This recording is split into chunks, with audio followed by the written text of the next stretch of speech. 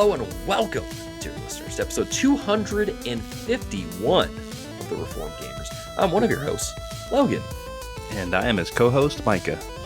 Micah, dude, you know, where is this gentleman that wrote into the show, as you can, Patreon.com. Jonathan Harrison writes in and says, episode 251, how does it feel to have this many episodes recorded?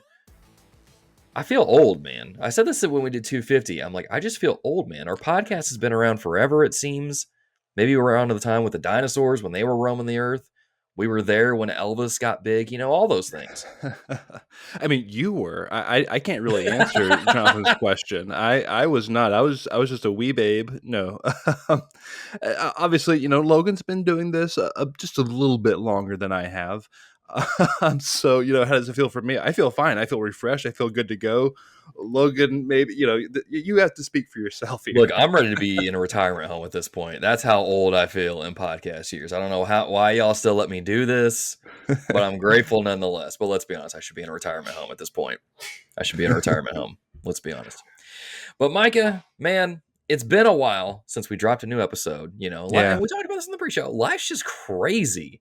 A lot going now. on. You know, a lot of stuff going on. I'm trying to get a robotics team competition league started at my school on top of, like, you know, doing other things with my church. And I mean, it's just a busy time. I mean, I'll be honest, I'll take the egg on the face here. It was my fault. You know, last week we couldn't record. I'm like, I got so much going on. It's homecoming week too. And I'm a class sponsor. Why they're making me a sponsor and playing these things is beyond me, because I don't know what I'm doing. I think the dear listeners can understand. We've delivered 250 episodes up to this point. You know, if we want a week off to gather our thoughts and kind of just do life, I think they'll understand. But unfortunately, the gaming industry was like, okay, cool, let's drop this while they're on break. See how they like that. A lot of stuff we missed. So I'd say we're going to catch up a bunch.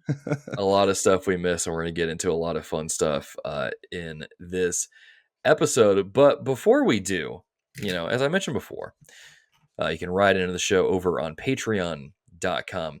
And Sojourner wrote and says, "What's up, Mogan and Leica? I don't like it. I'm going to be honest. I'm going to interject. I don't like it at all. That. That's on the same level as my students saying gas about certain things. Like, that's gas, bro. And it's like, no. This is worse. This is worse, you think? What's up, Mogan? Yeah, this is worse. I don't like Mogan. Mogan. It's like, you know, when you're eating something and it gets caught like in the back of your throat and it doesn't go down, but doesn't come back up either. And so you're like choking when you're like trying to, that's the feeling that gives me right there when I say whatever that abominable thing that Sojourner just wrote in. Anyway, his write-in continues and says, congrats on 250 episodes. That is quite the accomplishment, especially in the podcast world. My questions to you are, how dare you? And who do you think you are? I don't know who we think we are. I laughed when Sojourner said that. I immediately thought of that bowling video of that guy who gets the strike, wins the championship. He's like, "Who do you think you are? I am." Yeah. I saw you put that in there, and then I watched it. I was like, "This is so good. How have I never seen this before?" Oh man, if you haven't, just Google "Who do you think you are? I am." Language warning, by the way. Yeah. This dude like gets a strike, becomes like, you know, one of the top bowlers in the land, and he lets everyone know who's the best. It's so good. Anyway, sorry. That was when you said, "How dare you? Who do you think you are?" I can't think of like "Who do you think you are" without thinking of that video. You know, dude, I've always wondered how do people find out that they're good at something like bowling, for example? How do you find out you're good at that? Is it the first time that you play a game of bowling without the bumpers on and you do it exceptionally well? You're like, I might have a knack for this, you know? Yeah, I don't know, man. Like, I'm constantly playing Rocket League all the time and I still suck. So like, I'm like, how do I get good? That's how I feel about playing Marvel Snap. I'm like, man, I've got this play. It's great. Oh, that's okay. I just lost. Great. That didn't work. I've been playing this for like almost a year. You'd think I'd know how to make good plays, but nope. I still suck. Next time I score a goal on someone in Rocket League, I'm like, "Who do you think you are? I am." so good. I don't know why. It's so funny. It's the dumbest. I mean, to be fair, if I was in that dude's shoes, I'd probably be shouting like he was. You know what I'm saying? Yeah, That's yeah. pretty amazing. The other things that do cause me to shout a little bit, I'll tell you this, Sojourner. I'll tell you who I think I am. I am a teacher who got to use a video game in his class to teach physics to his students recently. Oh. Fun little story from while we were gone, because I didn't get to share this. I went up to my principal knowing full. I was like, dude, and I told him, like, I'm ready for you to shoot this idea down. Like, I have no hope whatsoever that you're going to let me do this, but I'm going to ask anyway. Can I use Legend of Zelda Tears of the Kingdom in my physics class to teach physics and buoyancy to these students? And he laughed. He's like, Legend of Zelda, that's a game? I was like, yeah. And he's like, yeah, I don't care. Go for it. And I was like, are you serious? He's like, yeah, that sounds fun. Go for it. And I'm like, you've got to be kidding me. So literally that night I came home, drew up a lesson plan that I had already had in my head since the beginning of the year when I was playing Legend of Zelda Tears of the Kingdom. And then I brought it into class the next day and I was like, all right, guys, here we go. We have an assembly, so we can't do what I wanted to do. So we'll wait till tomorrow. Great. But no, they loved it. And I think the only thing they got out of it was we played a video game in class last week. But Excellent. but it was cool. Some of them were like, dude, was this on a PlayStation? I'm like, no. This was a Nintendo. And they're like, oh. And then they seemed like less impressed that it was a What? Nintendo. Yeah, kids, man, Anyways.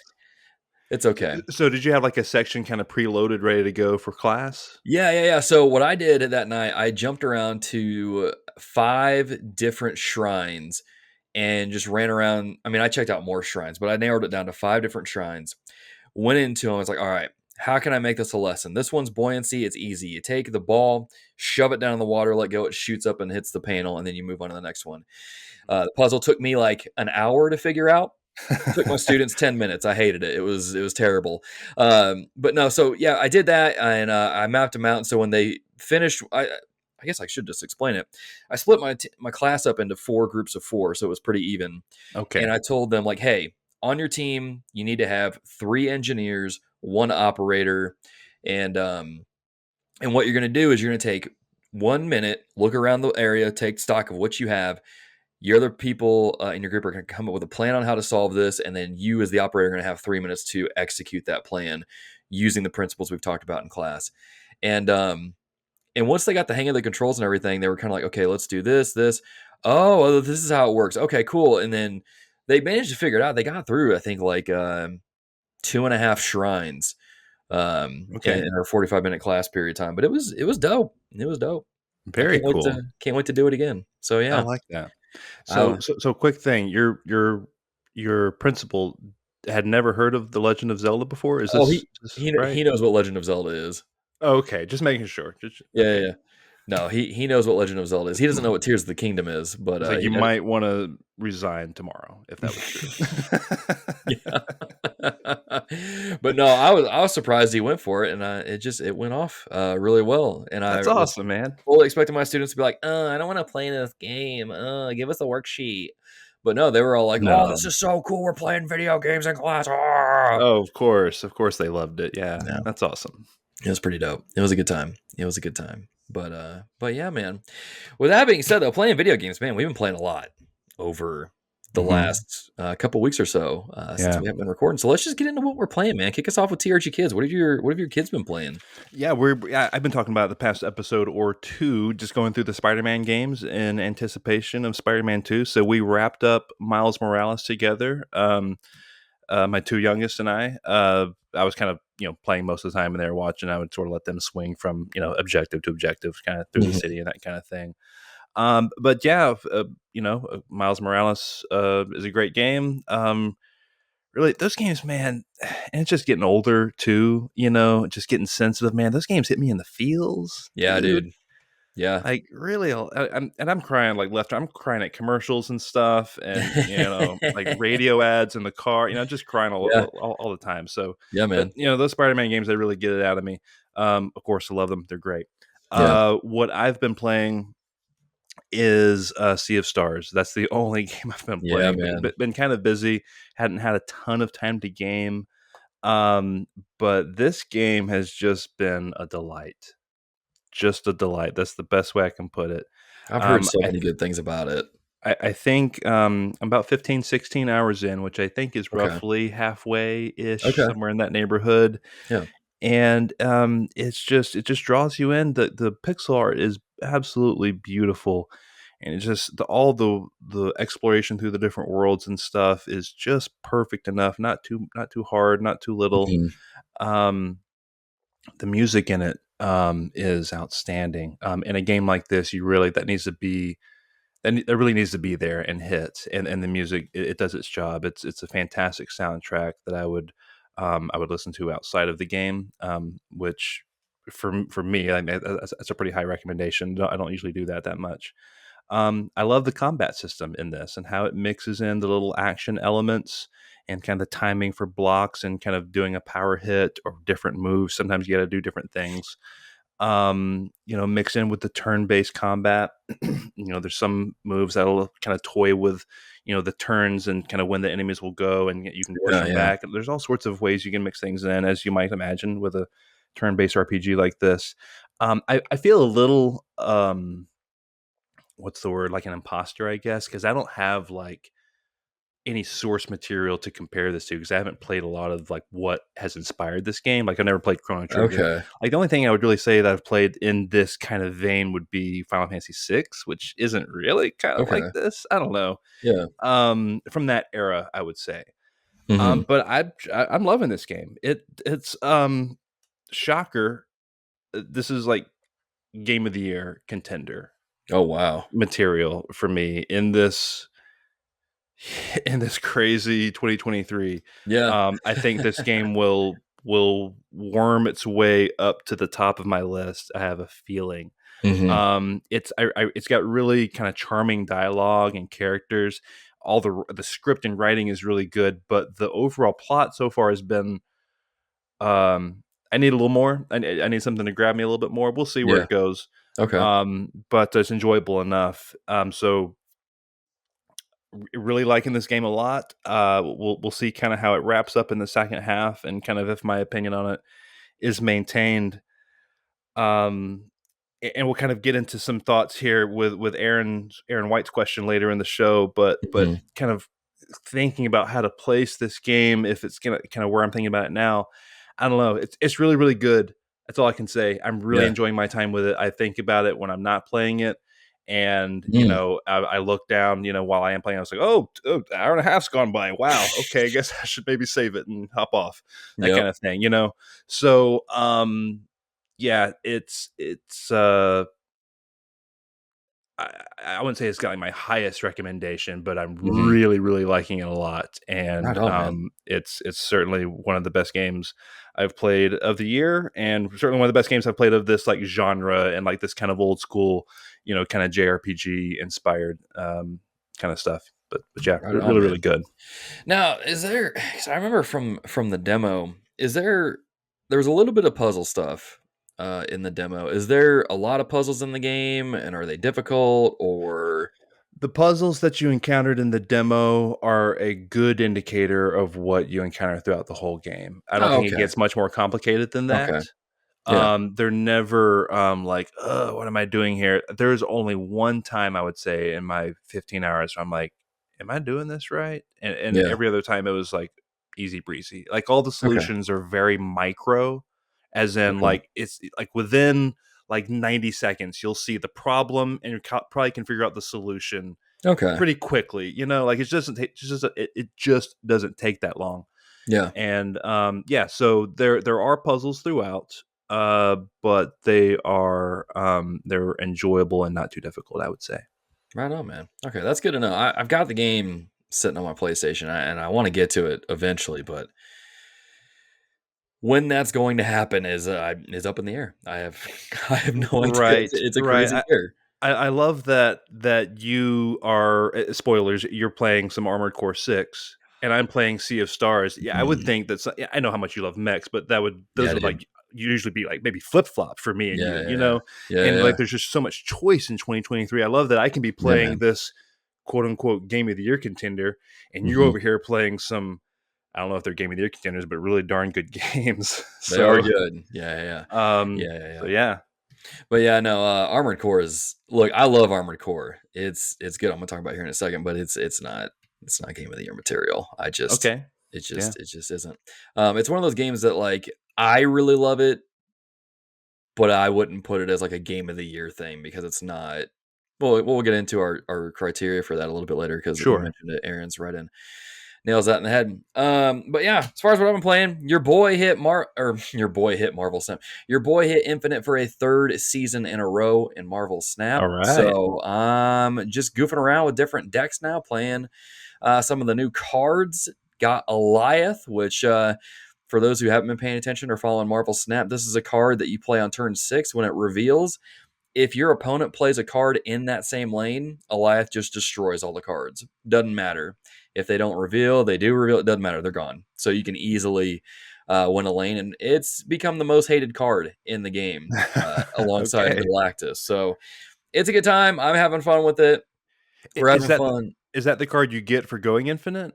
No, Or no, no. So when you go infinite, you don't get a card. You get a gold card back for that season. So this season is Loki themed, and okay, so the card back is Loki's golden like helmet with the horns, and then all of the filigree around it is turned gold. Whereas the one you get from the season pass is that same card, but the filigree is just emerald. It's not gold. So I'm with you.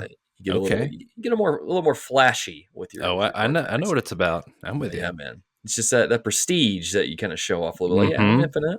Yeah, I got the I'm with Loki. you. But yeah, no, Alioth is just one of the new cards. They release a new card every week, and Alioth is well, no, the newest one is Ravonna Renslayer from Loki, and then actually next week, the week that this episode comes out, Mobius is coming into the game, and so he's gonna do Is some that the start interesting of a new things. season? No, the next season's gonna start October 3rd, and that's going to Okay. be Halloween themed. You got Elsa Bloodstone coming into the game. You got some sweet Ghost Rider variants coming in. Blades getting one, and some just really bizarre cards releasing that month. But I think it's going to be a lot of fun. They do some really interesting things. Okay. Cool. But yeah, man, the game's still good. I'm still having a blast with it. We're talking about it over in the Discord, which is the main reason for me bringing it up was to plug the Discord server. So if any of you are playing Marvel Snap or if you're playing Coffee Golf, the daily World Coffee golf game that you can play with your coffee, I guess, we're talking about it in the Discord as well. So come on out into the Discord server, hang out, and compare your scores and share your fun decks in Marvel Snap, and let's talk about it. My favorite thing right now, I do got to talk about this. So right now, pretty much yesterday to the weekend, they're doing a Dan Hip takeover in the shop. Who Dan Hip is a digital artist and illustrator, and he creates these really cool variants for the game. That the art style is reminiscent of things like Adventure Time or was it Flapjacks, Marvelous Misadventures, or something like that. Those kind of cartoons, they're just cool styles. And so all the variants in the shop from yesterday through the weekend or to the weekend are all of his variants. And I'm like, dude, I'm gonna spend so much money in this freaking game because I love these variants, man. I grabbed my Venom one, I grabbed my Carnage one, I grabbed my Galactus, and I'm waiting for the shop to reset. And man, Very cool. your boy is still a whale in that game. Even though I try not to. I try not to. I try to restrain myself, but when they drop Dan hit variants in the shop, it's like, dang it. Anyway, Armored Core 6. This game, hot diggity dog. If there was ever a game that was made just for me, this is it. This is it. And so the thing with this game, I was thinking, and I'm going to bring Starfield into this a little bit too. Armored Core 6 is great. It's a lot of fun. You spend a lot of time customizing your mech, trying out different weapons, trying out different builds, seeing what works best, seeing what works for the different situations that they throw you at or throw you in. But the more I play this game, the more I think this game is a little dated in its mission structure. And that's not necessarily a bad thing because the missions are all pretty short. They're very bite-sized in what they do. And in some missions, you're going to finish in like a minute.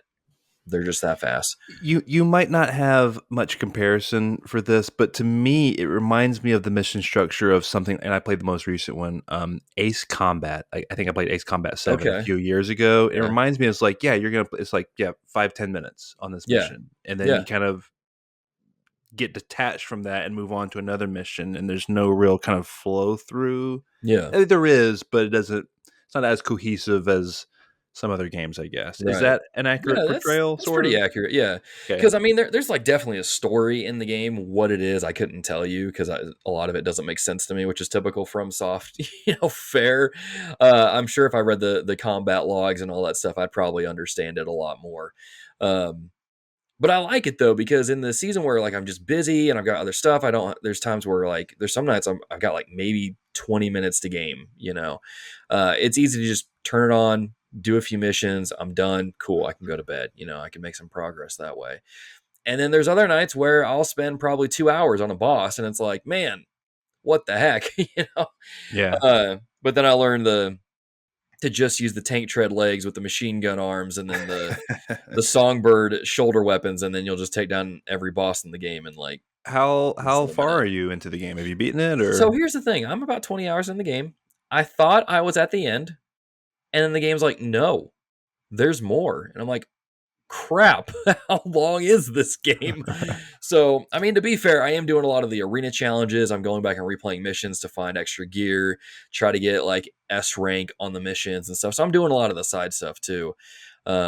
But yeah, I don't know how close to the end I am. I thought I was close to the end, but apparently not. I would think at this point, where kind of just thinking about what had happened recently in the game, I'm probably getting closer to it I because was some about to big things say, have man, happened. I But just looked up on, how long to beat, and it says 16 and a half hours for main no, story, I'm getting 25 for main plus extra. I'm getting slow in my old age. So, You're playing like me. You're just, like, soaking in the views and that's hitting what I'm that doing, photo man. mode. That's what I'm doing. The photo mode, I mean, oh my gosh, dude, there was this sweet I can't say it because that's spoiler territory, but there was just this really sweet boss battle in the game where I'm trying to think of what I can even say about it. There's a point where Dude, I know what you're talking about. man, Like, like half of my pictures that I took in Final Fantasy 16, I can't even post them yeah, because it's like yeah. spoilery stuff. It's so good. It's it was really cool. This game has some really dope boss fights. I will say this: there was this one fight I did recently, and this is gonna kind of let people know who have beaten the game know where I'm at. I just fought Ibis, and it was everything I wanted out of a mech fight. It was fast, it was chaotic, it was very difficult, but man, it was just a feast for the eyes with everything that was going on. And man, Awesome. it was great. Yes, Armored Core 6, man, I love this game. This is a game I can see me playing probably for another probably like every now and then over the next like year or so, just doing the extra stuff, doing New Game Plus, New Game Plus Plus, and all that stuff, trying to get the extra stuff. I could It's just definitely see DLC coming to this game. oh yeah, oh yeah, I could too, I could too. But sticking with the sci-fi genre, I've also been playing some Starfield. Oh my goodness, man. Yep, yep, another game with mechs in the year of our Lord 2023. Man, granted, the mechs aren't like as giant as they are in Armored Core. They're more like your robot companions, but still, Now, hold on, Logan. Starfield just isn't any game. Like, yeah. this is like one of not this isn't one of the biggest games of the year. This is one of the biggest games of the decade. Mm-hmm. I mean, this Mm-hmm. is a brand new title, a brand new IP from Yep. Bethesda Game Studios, Todd Howard and Yep. company. It just works. It just works. So, okay, for a question I always ask: how many hours are you into the game? My clock on my Xbox app says 11 hours and 16 minutes. It feels longer than that, but Okay, I'll go with it. sorry, I'll let you have the Yeah. floor. So let me say this, okay? And I think this is in large part due to just the season of my life with how busy everything is. I'm 100 plus hours into another game already in Trails of Cold Steel 3. I've just got other stuff going on. It's I've had to put the game down because I'm like, you know what? I'm not really getting as invested as this as I thought I would.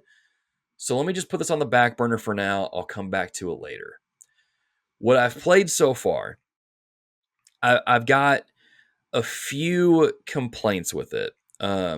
Those of you that follow me or did follow me on Twitter know that I don't have a Twitter account anymore. I deactivated it because I don't know what it is about Starfield, but the discourse around this game is just really flipping weird. It's almost like Starfield is the Donald Trump of video games, where it's like making everybody super divided, and you got people just being kind of ridiculous over it. Yeah, Um, I don't think it's like the second coming of gaming, but I also don't think it's trash either.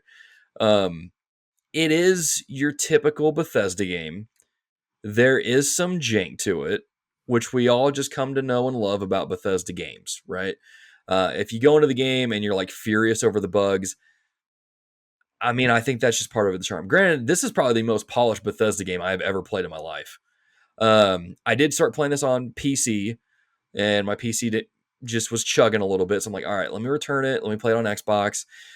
Playing on the Series S, it runs really smooth on the Series S. It looks pretty good on the Series S too, which I was worried that it wouldn't. Okay.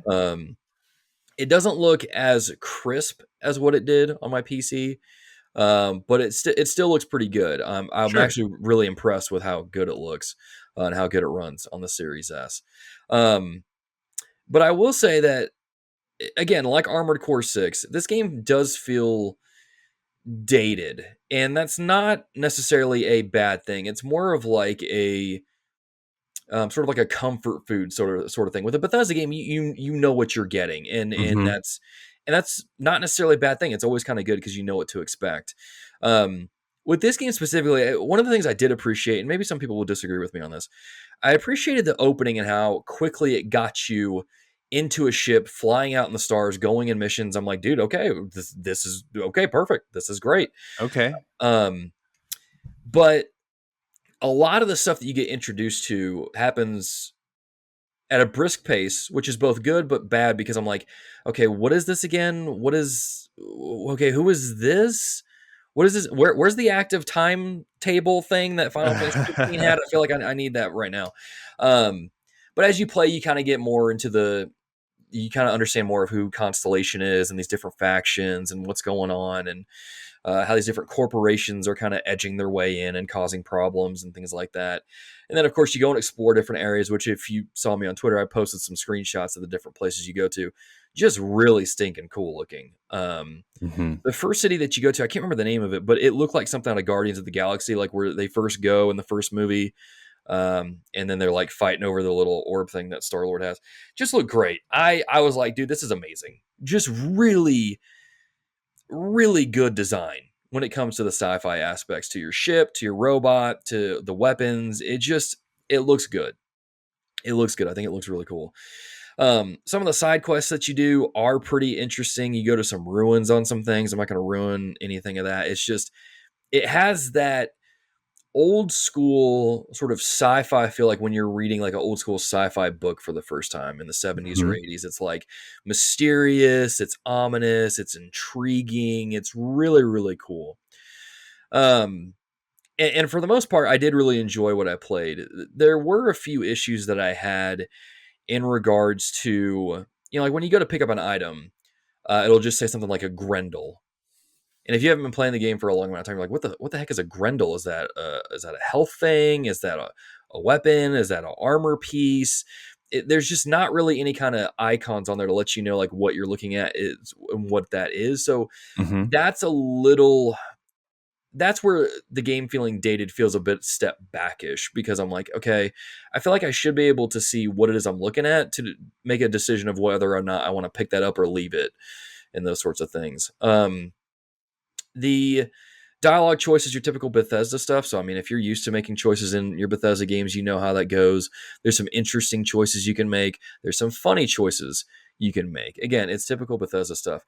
I will say though that now, how in Bethesda games, when you're talking to an NPC, they'll just look at you like this and they'll be talking to Yeah. you, and it's a little disconcerting. It makes you feel uncomfortable.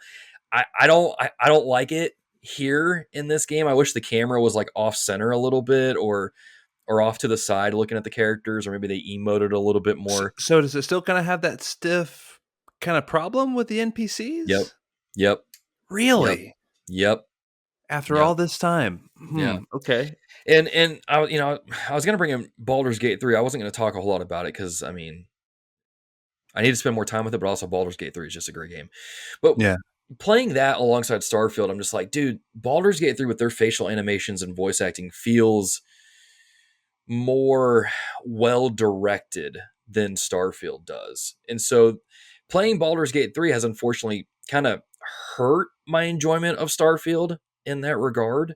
Mhm. Um, but yeah, the more I played a Starfield, there was moments where I'm like, um, like it would just be kind of imbalanced. There'd be times where I'm like, I'm not really having fun. I'm kind of bored. And there's other times where I'm like, dude, this Free Rangers mission is dope. I like Sure. this. This guy is not letting me into where I need to go. But the leader of the Free Ranger said, you can bend the laws if you want. Just get your job done. I'm like, well, I'm going to break into his office and take the key card and get into where I need to go. Like, I'm just going to do what I want. Yeah, it sounds like based on what you're saying and based on some of the other things I've seen out there on the internet is that this really is to its core a Bethesda game.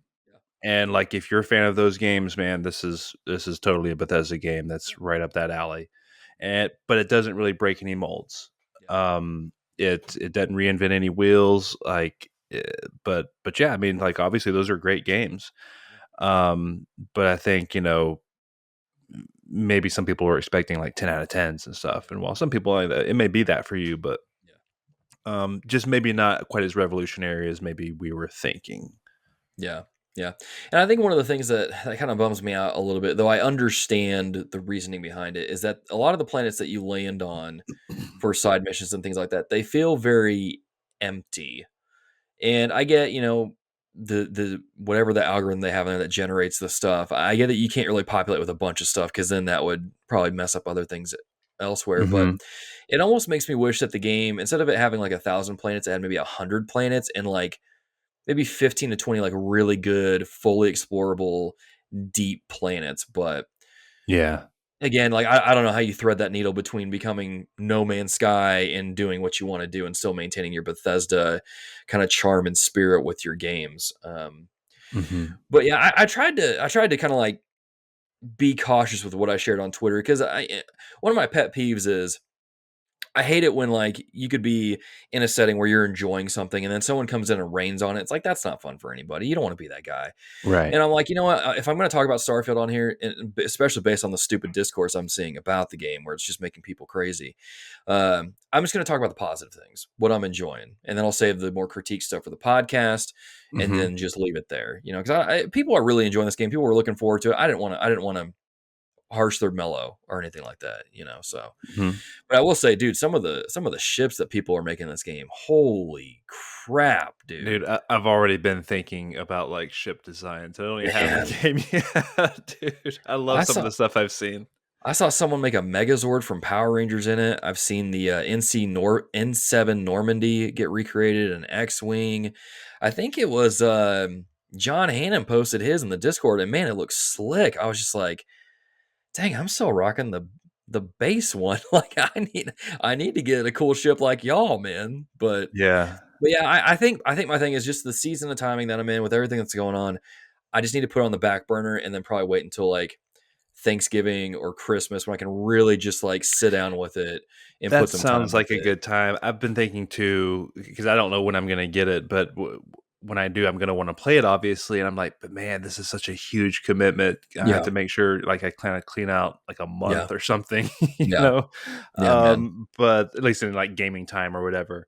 I don't know how I'm gonna because you know me, I don't love big commitments like that. They make me break out in highs. I think of Persona. I'm like, I'll stay Yeah, away, maybe doing like something like Tears of the Kingdom that's like rare, like jump in for 80 hours on sure. something like that. Yeah, Uh but yeah, no, I wanna hit the stars with everyone else and see what it's like. I love Bethesda games. Um I love Skyrim for as much kind of hate as that game gets. I love that game. Um isn't that kind of weird at how much hate Skyrim gets? well, I mean, it's retroactive is the thing because at the time it was like 10 out of It's 10s huge. everywhere, and it's awesome, and it's like no one would Yeah, shut up about it. It's like every like, like my family members are playing it and stuff, and like my yeah, brothers-in-laws and stuff, which isn't always the case. It's just I don't know, it's just everywhere. yeah, And Fallout 3 is a seminal game in my opinion. yeah. So got a lot of love for that. But anyway, yeah, definitely eager to jump into Starfield, and glad you're enjoying your time with it so Yeah, man. far. Yeah, man. But yeah, another plug for the Discord server. We did create a forum for that game specifically. So if you want to share your ships, your screenshots, talk about different parts of the game, get some help and things like that, head on over to the Discord. Link will be in your show notes as well. Last thing I'm going to say is I've been streaming Trails of Cold Steel 3 on the YouTube channel. I'm 110 hours into the game, and I'm finally at the Ooh, final dungeon, dude. This let's go. game I'm ready for it to be over with, just so I can just so I can play some of these other games. Lies of P is sitting on my PlayStation. I'm like, gosh dang, I want to play it so bad, Ooh, yeah. and but it's good. There's this game's doing things. It's There is it's just and that's what I tell you. That's what I tell you. Just it's doing things, man. He's doing What a spoilery things. just doing spoiler things like it always be doing, man. It's just it's a good time. Y'all don't miss it. No, yeah, by the time that this episode releases on public feeds, I will most likely have beaten the game. And so I'm very much looking forward to that. I've heard it ends on a cliffhanger, which I'm not looking forward to, but at the same time, I'm like, my body is ready. Keep giving me that story goodness, So, Okay. but I think after I finish it, I'm going to take a break so I can focus on some of these other games that I've missed in the meantime, like Sea of Stars. I got to finish Armored Core. I want to get into Lies of P. And then, there's just, I got to get ready for Spider-Man too. I got to make way for Yep. that. Because once that drops, everything is getting on the back burner. Do you have any interest in Mario Wonder coming up? Yes. Oh, that comes out the same day, doesn't it? Same day, yeah, as Spider-Man. I guess I'll just be playing both games at the same time on two separate TVs. Yeah, it's that, and then like Alan Wake is like a week or 3 later. Yeah. It's like, okay, cool. I've already beat that dead horse, but anyway. Yeah, man. Dude, what a time to be a gamer. And then I heard the new Assassin's Creed is apparently really good. I'm like, gosh dang it, I guess I'm buying Assassin's Creed this year. Got like a good length. I'm like, ooh, I might want to play this one. That being said, if you want to support our show on patreon.com, but no, for real. Speaking of games and stuff, let's get into the news, man. A lot of stuff happened. We took a week off. Dude, the gaming industry was like, let's drop all this stuff right now while they're. We just got done talking about it, and Sony and Nintendo are like, no, we got more for you. Here's more stuff coming down the pike. So, yeah, an unprecedented move happened, Logan. Nintendo announced that they were going to have a Nintendo Direct, and Sony announced that they're going to have a State of Play on the same day. This has never happened before. So it felt like a little mini E3 here in September. So we'll hit the State of Play first. Yeah. So the highlight from this bad boy was, of course, it closed out with a big trailer for Final Fantasy VII Rebirth, which is, part 2 of the remake. And it is coming out February 29th, 2024, only on PlayStation 5, the trailer says. And on 2 discs. They 2 discs. Put that in the trailer again. Again, on 2 discs. So, yeah, this trailer was fantastic. And I think we got a write-in for this one, Logan. We did, man. Mandelbrot wrote... Words are so stinking hard. Mandelbrot wrote in and said, I've been psyched since the new Final Fantasy VII Rebirth trailer dropped. It looks so good. I like seeing all the environments and the gold saucer.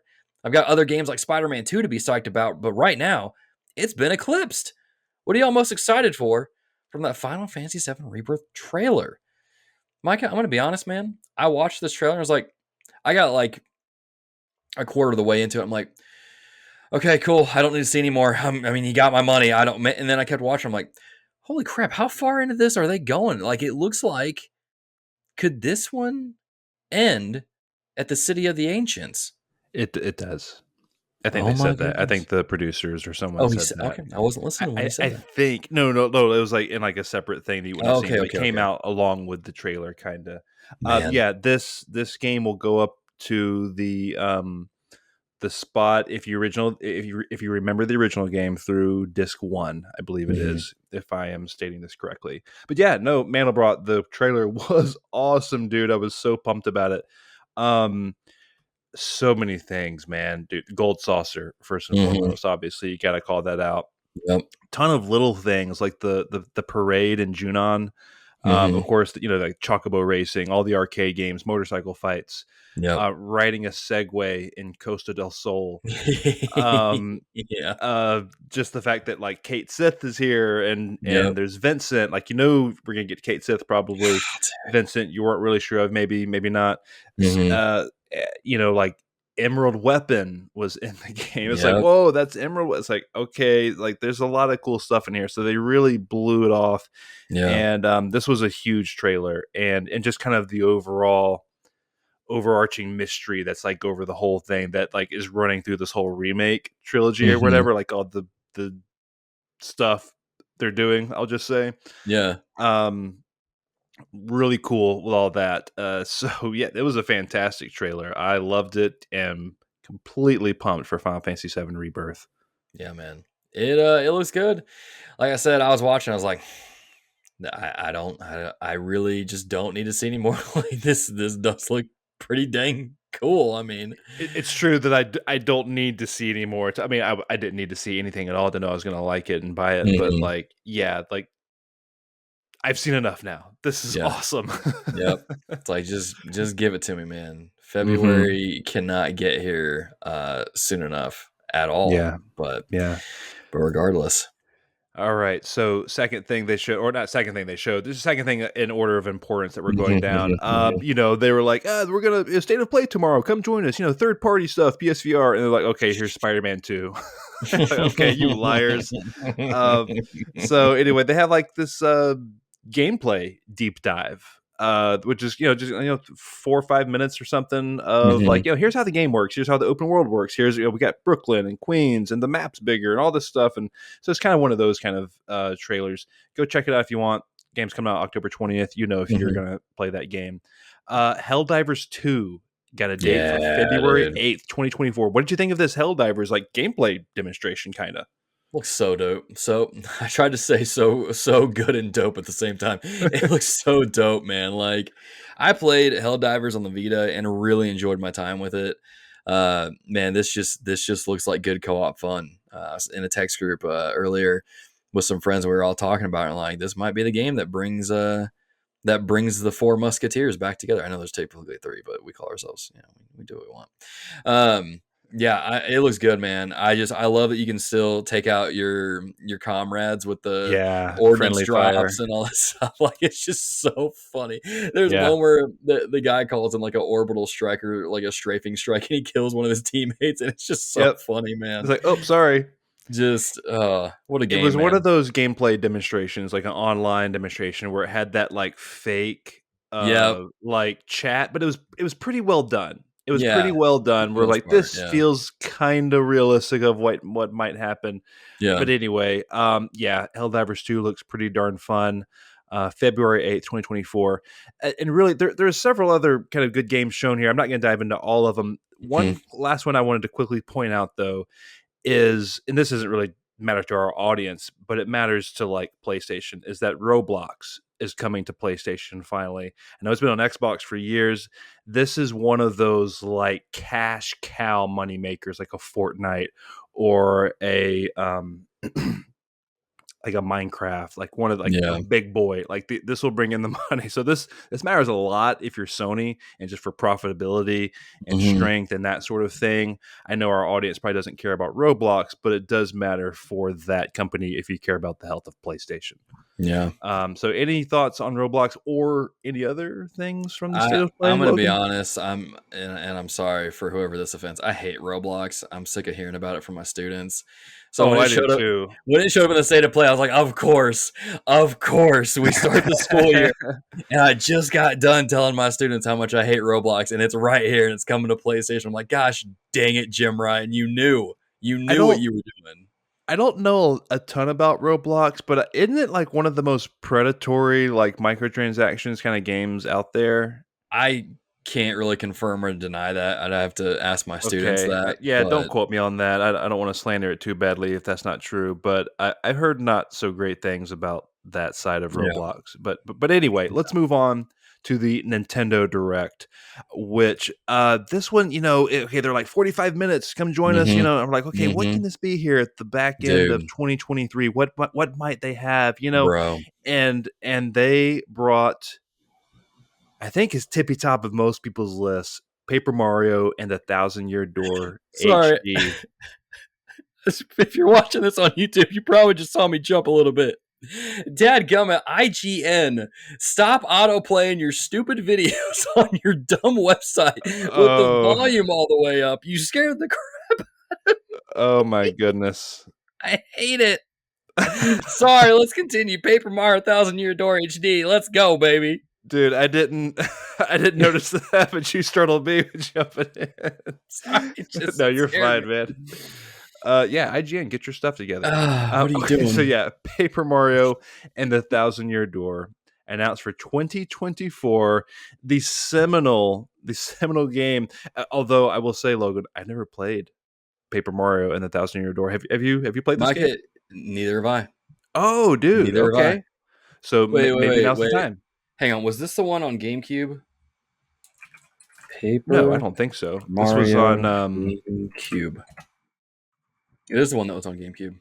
Was it? So yeah, Oh, okay. no, I've played a little bit of this. Do I remember any of it? Absolutely not. Okay. I But yeah, know it is held highly in the hearts of Nintendo yeah, fans. man, And so yeah, that was a big boy that they had there. They so announced cool. F-Zero 99, Yes, which of course, they, you're in the vein of Tetris 99. yeah. And what was the other one that they had after that? There was another 99 game. I don't I'm remember. forgetting. Anyway, F-Zero Uh, 99. So this is like SNES F-Zero. And yeah, it dropped dude, exclusively. Shadow dropped that day yeah, exclusively for Switch Online members. dude. And yeah, so we were just talking the other day about like, yeah, I wouldn't mind an F-Zero revamp. Mm-hmm. This isn't exactly it. It's the SNES version of F-Zero, but I mean it's the I'll take 99 it. version. So yeah, Take dude, it. this is awesome. Have I you? sorry, Or go are you ahead. going to say if you've played this or not yet? You're right. Yeah. No, I haven't had had a chance yet to dabble into it, but I'm going to. I don't think I was never with Tetris 99. I'm like, yeah, I'll play it because I'm good at Tetris. I'm not Mm-hmm. good at F-Zero, Oh man, so I feel intimidated by it a little bit. yeah, yeah, So, but I am going to boot it up. I mean, it's free. It's right there dude, for me. I'm subscribed to Switch Online, so yeah, it's right there for me. Yeah, I'm going to try it. I'll hopefully report back next episode on how poor I am at the game. But yeah, sure. super good Shadow Drop surprise F-Zero 99.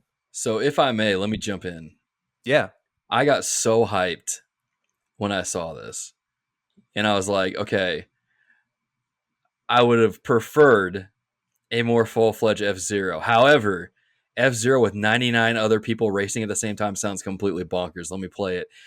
For the last 3 or 4 days, when I've come home from work, I have booted that up and played like three or four races each time.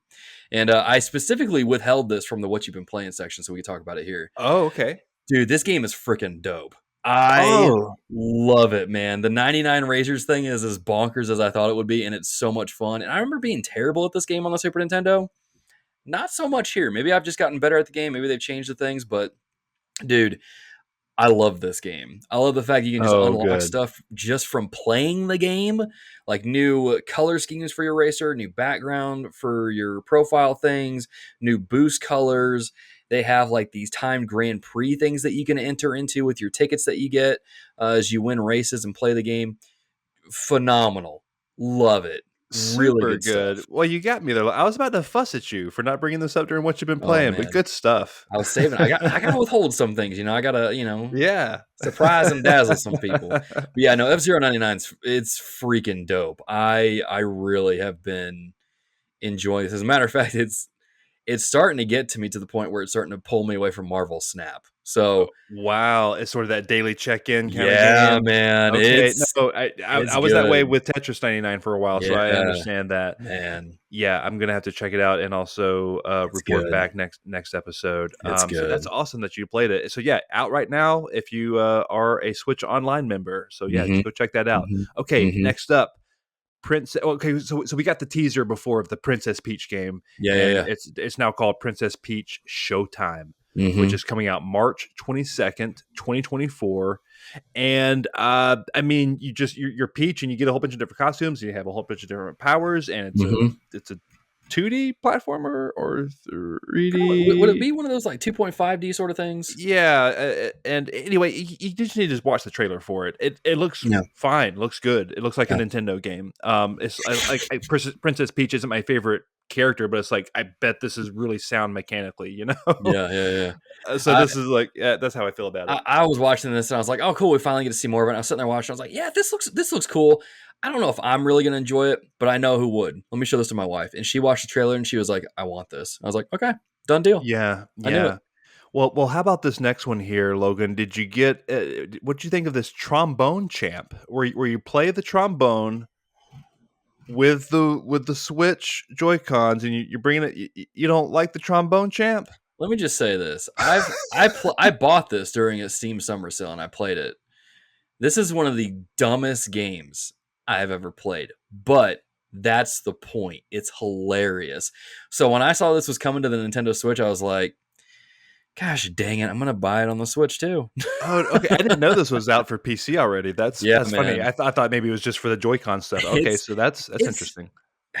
I don't want to spoil anything about this game. It's one of those games that you play it and you're like, wait, is this what I thought it was? Because now I'm getting some weird vibes from it.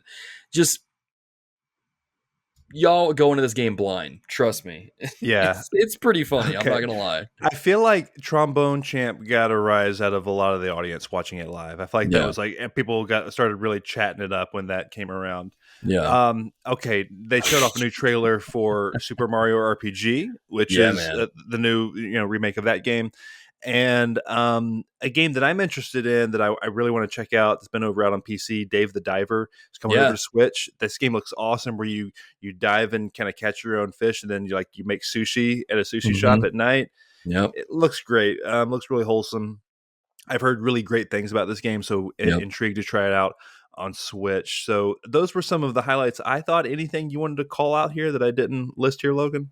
Yeah, I want to call this out just because, I've been playing Tomb Raider since I was, just what, in middle school, or whatever. Tomb Raider 1 through 3 getting remastered on the Switch. Oh my gosh, dude.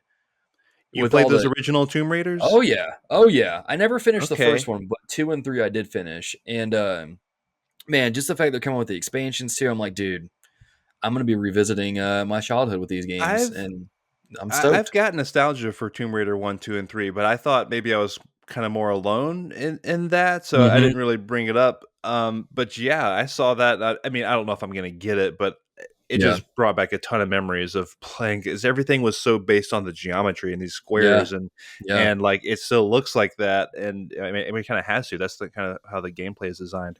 Mhm. But yeah, those games were something else. I Yeah, remember man.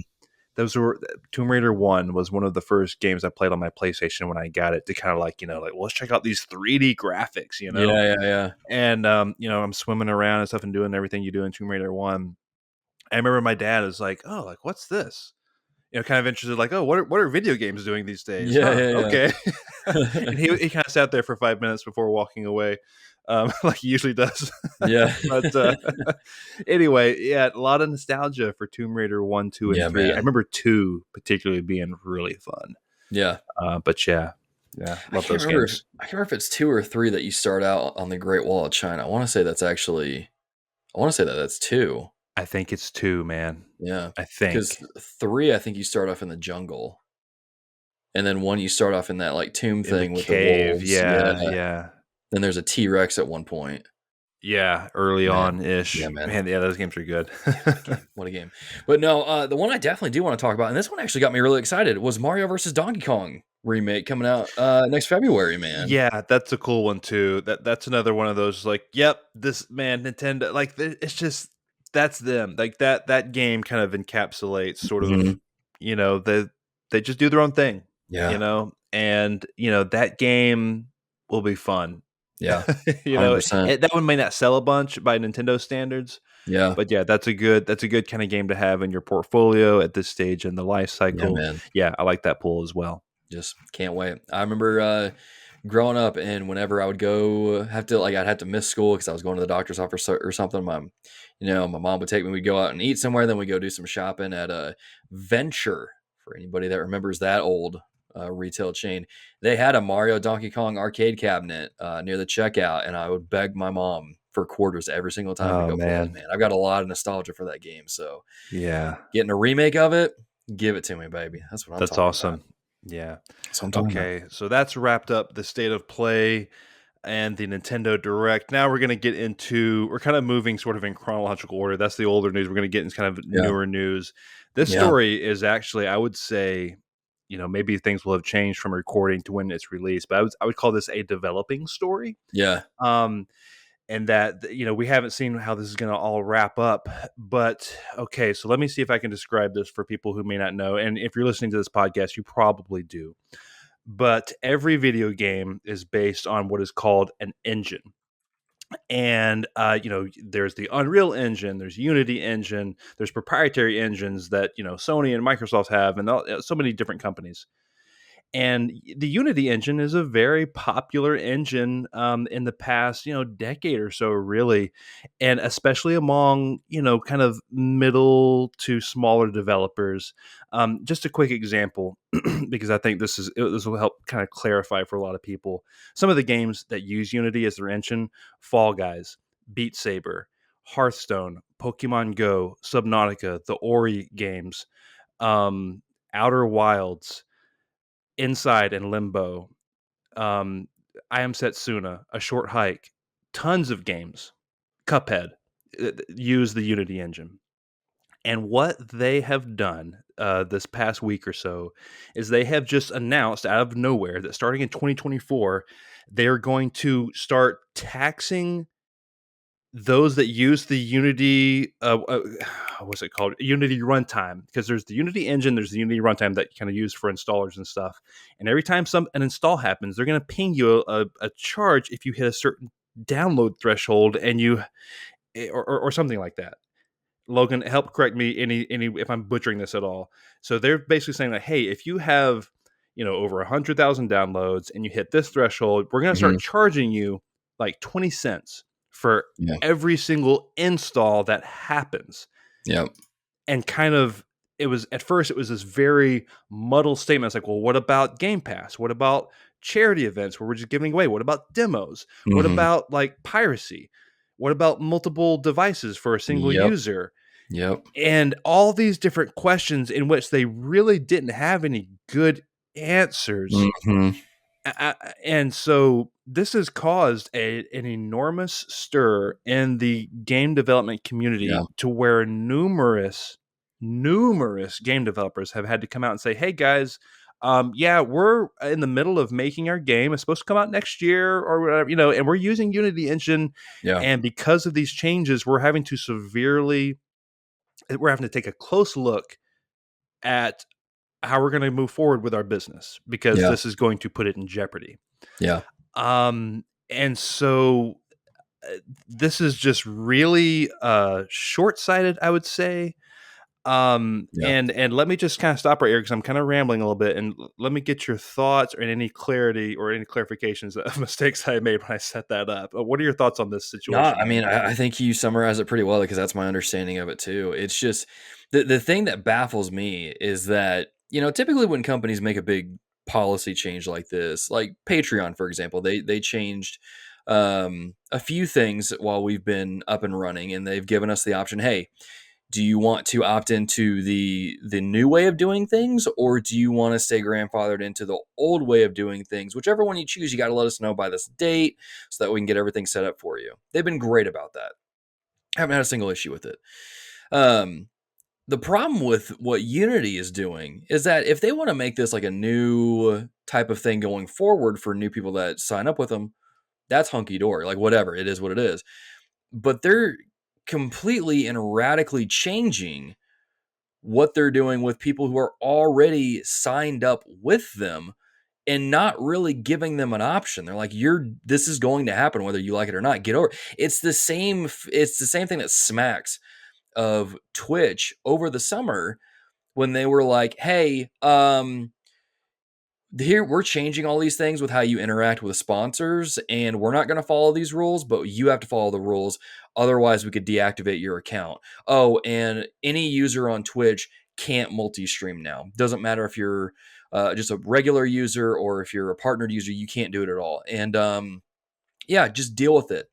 That's the kind of like puffed out chest sort of demeanor that I got from Twitch back then. I'm getting the same thing from Unity, and I'm just like, you guys are shooting yourselves in the foot just to get a couple extra dollars out of people. And we talked about this in the Discord a little bit. Man, they've really, like I said, they've shot themselves in the foot here. Granted, I know switching to a different engine is not an easy thing to do at all, because each engine functions radically different. But I mean, going forward, dude, they've really, even if they were to go back and just revert all these changes and say, we're not going to do any of these, the fact that they try to do it in the first place is going to stay in a lot of people's minds.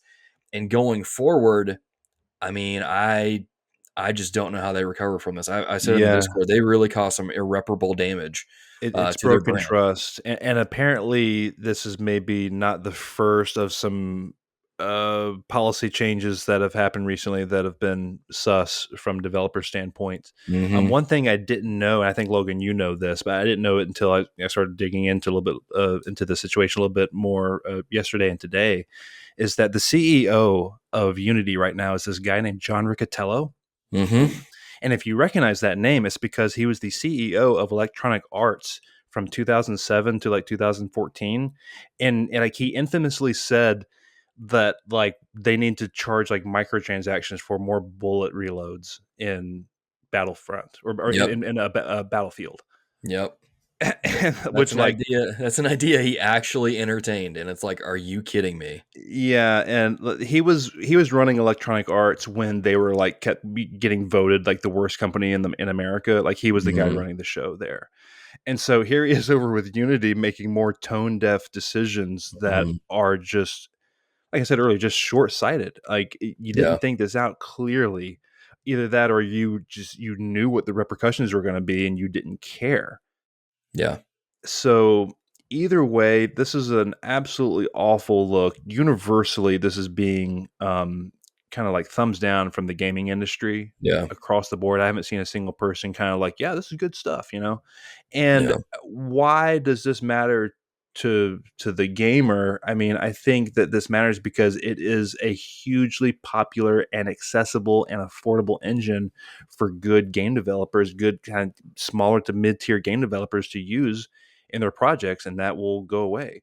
Now, Yeah. capitalism is a thing, and there will be other Sure. products that come out and other things that happen, and Unity might be a distant memory here in a decade, but eh, you know, it affects these developers a lot. This like Yeah. the stuff that they're imposing is like it's you're talking like $50,000 sums, $100,000 sums based on this Hmm. tax kind of table that they've introduced, Yeah. and it's like for some developers like that's That's a lot. crippling, you Yeah. know.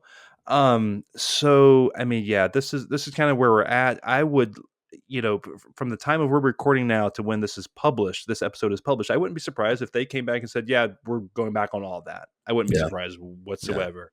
But like you They said, Logan, maybe too late. Yeah, and they did try to like apologize and stuff and say like, we're gonna look at some things, but I think it was Kokoro Daki was looking into it in the Discord and he was saying like, yeah, they're not really reverting back on anything. They're just changing some remedial things that aren't actually going to fix the situation. A lot of it's Yeah. still looking like it's going to be implemented. So I mean, it's rough. I can't remember, and you may have mentioned this, and I was looking some stuff up for the next section here. I wasn't trying to be rude, but they I want to say it was and I'm probably getting the studio wrong, but I think it was the studio that developed Cult of the Lamb were saying they were going to pull their game because of these changes.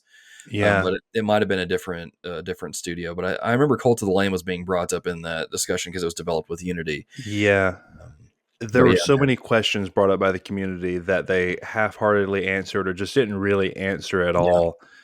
And yeah, just not a good look. no, We'll kind of see where this one lands. I don't know if we'll have a follow-up story, but this one's just been really kind of fascinating to see them pull such a move. So yeah, we'll let this one develop and we'll move on to this final news story, which holy smokes. I mean, talk hot about dog. a Tuesday for Microsoft. Yeah, As, man. as of this recording, just yesterday, a whole series of FTC related court documents for Microsoft, unredacted, got spilled onto the internet, and they were on the FTC's official site. It's since come out that Microsoft apparently accidentally uploaded these documents, which went to the server that the FTC grabbed and then put them out there. And these are completely unredacted, and it shows plans Yeah, dude. from like through 2030 for like hardware and like certain like we see like the launch lineup for all Bethesda games. We Yeah, see internal emails about various topics. So really we kind of have to break this down kind of piece by piece. And I meant to have this other article up and I lost it, so Logan helped me navigate. But let's Yeah, kind of man. hit this top one first, which is the reveal of there are plans to have a new revamp of the Xbox Series X next year and the Xbox Series S Mm-hmm. next year in 2024 in September for the Series S and November for the Series X. And Microsoft is calling the Series X adorably all digital because this Mm-hmm. guy doesn't have a disk drive. Yep. And that is one of the only, it's not like a spec bump. This isn't an Xbox, this isn't like a pro version of the Xbox Series X. Right. It's the same system with some kind of better bells and whistles. And then there's also going to be this new controller Mm-hmm. that they're going to kind of revamp. That's going to have some haptics built into it. It's going to have, and I heard the haptics will even kind of double as like a speaker. Oh, wow. Okay. It's going to have an accelerometer in it, some gyro stuff. It's going to have it's going to have you can do either replaceable batteries or a rechargeable battery. I think is going to Okay. come with it, which is new for Xbox controller, and it comes in this kind of two-tone like white and black look that's pretty slick. It might be a little divisive, but I think it looks good. Logan, you don't love it? Does it though? I mean, Does it it? looks Does it look fine. It's a slick? controller. I mean, the you got the whole like PS5 controller, which is two tone, black and white, and like it's all goofy looking. Yeah, Like but we've accepted it. I think that one looks a little bit better than this. This one looks weird. It looks like when you take a double stuffed Oreo and you take the top cookie off and you just leave it sitting there. It looks a little weird, but at the same time, like you kind of want to get into it. You know what I mean? But it. Well, we don't have pictures of the back. It might look better. I don't know. It's just one Maybe shot we the have. So maybe the back will be see through. Which honestly, I wouldn't hate. I miss the see-through controllers, man. I really do. yeah, absolutely. So But let's park right here for a second. The yeah, revamped Xbox Series X, Xbox Series S, and this new controller. What are your thoughts on this, Logan? my first thought was, man, that new Xbox Series X looks like an Alexa. And my first thought was like, Alexa, can we play Taylor Swift? you know, Yeah, if I just triggered someone's Alexa, please write in. I hope I did. But no, honestly, I like the look of it. It's simple. It's clean. It looks cool. I like it. It looks good. The yeah. controller, again, you said it was divisive. I don't like the look of it. And again, this just could be a mock-up. Maybe they're gonna have a white controller, a black controller, and this is just them visualizing, how they're gonna look. The thing I do want to point out though is that it specifically says quieter buttons and thumbsticks. Thank goodness. I I love the current Xbox controller. Yeah. I think they're probably the best controller out there right now. People can argue with me on that. That's fine, but I'm gonna say it. Um, but gosh dang, dude, that controller it is loud. It is very clicky. Granted, I have let me do this right now. I have a Oh clicky yeah. clack keyboard. That stuff doesn't bother me. So it doesn't really bother me. At the same time, I'm like, man, going from the PS5 controller to this, you can tell the difference in that. Right. So I like that they're working on that, but just that, and they're not changing much to it. It looks like so, which is good because I think that controller is pretty much perfect. No, not to the form factor. No, Yeah, it's about yeah. the same. It's going to cost apparently $70 US, Okay. and apparently this is going to be like the universal. Like it's going to have all this Bluetooth and like cloud connectivity and stuff. And this is going to be like the universal controller moving Mm. forward when they have. And apparently this is more stuff that leaked in the document when they have their cloud console and like they do like Yeah, the those are things. thumbsticks that are like this is you can play Xbox on a thumbstick It's or fancy. whatever, all that kind of stuff. When all that starts rolling out and you do it on your phone or whatever, I think you can use this controller is what Yeah. the thought is. That's what I think how it's going to be used. So that's really cool. Um, the revamped Xbox Series X still going to be $499, and Hmm. the series, and it's going to have 2 terabytes of Very storage nice. in it, and then more storage in the Series S, and that'll also be $299. Now, the other piece of big news is that they just showed like a timeline for like next gen Xbox, which is apparently going to be in the year 2028. So they mapped out how they're going to have like a handheld and phones and a Hmm. console and a cloud console and all this stuff. And so my eyebrows raised when I saw this handheld thing. I don't know if that means like a dedicated Xbox Microsoft handheld or like just handhelds in general, like the RG Yeah. Ally. I don't know. Maybe. That was interesting to me. Yeah. Um, I'm trying to see if there's anything else from this. Yeah, so yeah, they announced a lot of the next gen stuff. They announced the whole like a whole timeline of Bethesda games, including Dishonored 3, a sequel to Ghostwire Tokyo, uh, Elder Scrolls 4 Oblivion, and Fallout 3 remasters, which awesome. Mhm. So a ton of stuff there. So yeah, let me kick it to you now. Like thoughts on either this Bethesda lineup or like kind of the next gen stuff that they're talking Yeah. about. Before we enter further, shout out to Mandelbrot because he asked in, he typed in, he's like, I don't usually post twice, but what do y'all think about this Xbox leak? And this thing specifically, we were discussing a little bit in the Discord. So let me pull this up a little bit here under our newsy news section, which by the way, you should totally join the Discord so you can check this stuff out for yourself here. Some people were reading through it and were pointing out that some of these, like some of the games that are forecast or whatever, like some of them are either old or maybe they've missed a little bit on some of the timeline on some of these things, which probably is COVID related. Um, Mm-hmm. but I don't know, man. It's exciting. I know for me, when I look at it, like the Elder Scroll stuff, I don't personally care for. But like the remasters of like Fallout that I'm seeing on there, like yes, I will take a remaster of Fallout 3, 100%. I want to point out some of the Doom stuff that they got going on here, man. Yeah. It's like a new Doom game is in the works coming, Doom Year Zero, Was with that is that a DLC. DLC or is that a standalone game? I mean, I'm not 100% sure, but I mean, Doom Year Zero and DLC. It sounds like it's a separate game. So I don't know what they're doing with that exactly, but Mandelbrot, to answer your question, kind of like what do I think about it?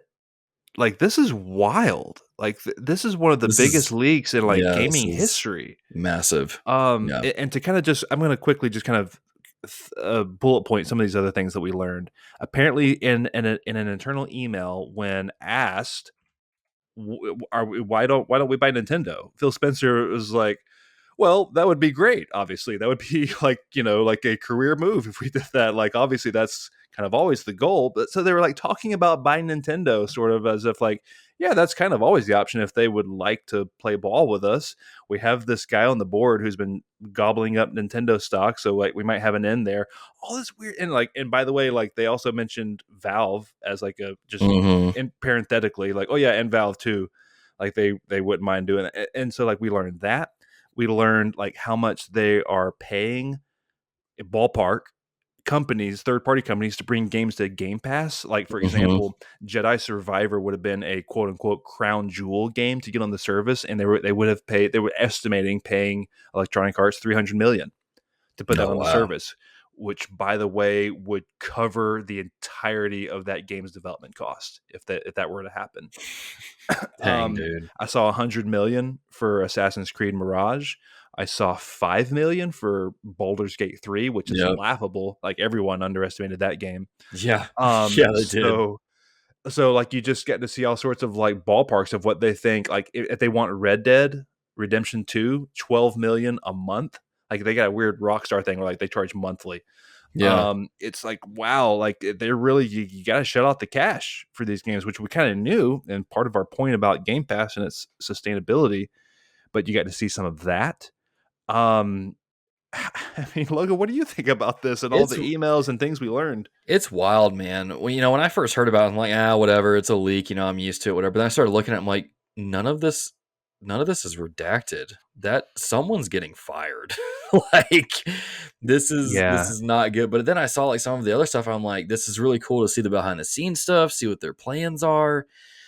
At the same time, I kind of laughed a little bit at Phil Spencer having the idea to buy Nintendo, and I'm like, didn't they laugh y'all out of the conference room however many years ago when y'all tried to buy them? Like, yeah, yeah. really?